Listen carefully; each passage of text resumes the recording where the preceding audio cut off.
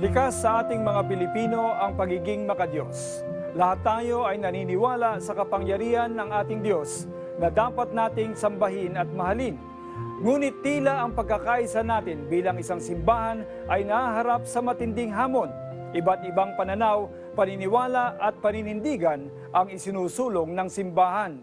Panginoon, patawarin niyo po ang kawalan namin ng pagkakaisa bilang isang simbahan. Muli ninyong ipaalala sa amin na kayo ang puno ng simbahan at tanging salita niyo lamang ang dapat manaig sa anumang hamon na haharapin ito. Naway manaig ang inyong pagmamahal sa amin at umiral ang pagkakaisa sa inyong simbahan.